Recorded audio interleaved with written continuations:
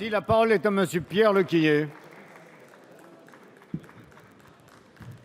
Oui, Monsieur le Premier ministre, le référendum en Grande-Bretagne, qu'elle décide de sortir ou de rester dans l'Union européenne, ce que nous souhaitons, nécessitera de toute façon une action immédiate et énergique. Il y aura un avant et un après. La violence de la campagne, parfois dominée par la xénophobie, doit nous interpeller, comme la montée des populismes partout ailleurs. Cela suffit. La France doit s'engager.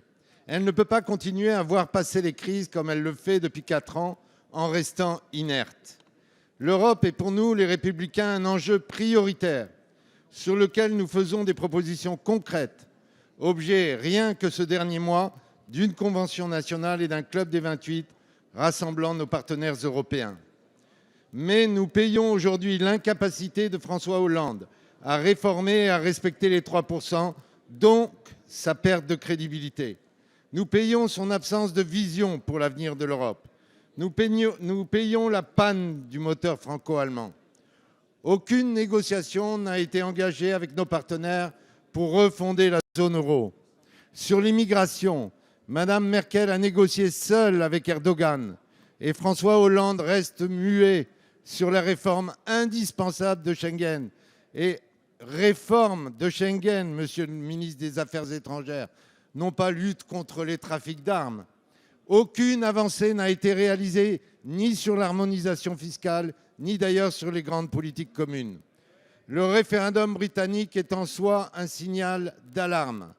À une heure aussi grave, je sens bien que François Hollande met plus d'entrain à s'occuper de la primaire à gauche que de l'Europe.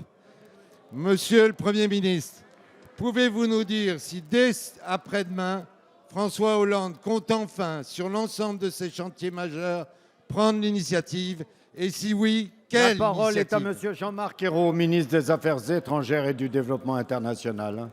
Merci, Monsieur le Président, Monsieur le député Lequillier. J'espérais peut-être une approche un peu plus élevée de l'avenir de l'Europe. Et vous y mêlez des considérations de petite politique. Mais je vous laisse cette approche, même si je la regrette. Parce que nous sommes effectivement à un moment historique pour l'Europe. C'est la première fois qu'un pays va consulter son peuple pour savoir s'il reste ou non dans l'Union européenne.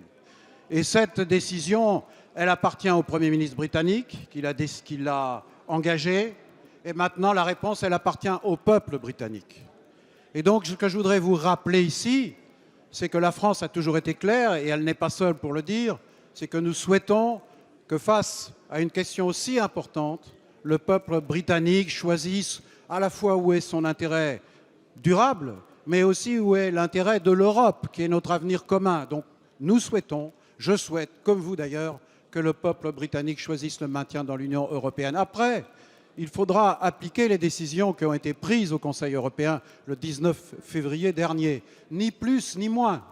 Ça, c'est un engagement qui a été pris, mais par contre, et vous avez évoqué cette question comme votre prédécesseur il y a quelques instants, effectivement, il va falloir prendre des initiatives pour redonner de l'espoir aux Européens, parce qu'il est vrai qu'aujourd'hui, un doute s'installe dans les esprits des peuples européens, partout. Le populisme, le retour au nationalisme reprend le dessus. Et donc, c'est un défi pour nous tous, pour la France, pour l'Allemagne et pour les autres pays. Donc, la France s'exprimera. Le président de la République a prévu effectivement de faire des propositions. Nous les ferons avec l'Allemagne, mais nous voulons les faire aussi aux autres peuples, parce que l'avenir de chacune de nos nations n'est pas derrière nos frontières. Il est aussi dans un projet commun, mais pour ça, il y a des choses à changer en Europe. Et nous le ferons, c'est en tout cas l'engagement que je prends devant vous. La parole est à